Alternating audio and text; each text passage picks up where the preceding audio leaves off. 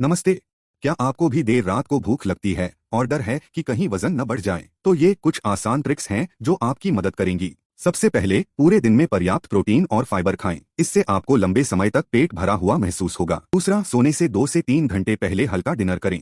कोशिश करें कि यह लो कार्ब और हाई प्रोटीन हो। अगर फिर भी भूख लगे तो हेल्दी स्नैक्स चुनें, जैसे मुट्ठी भर बादाम, एक फल या थोड़ी दही।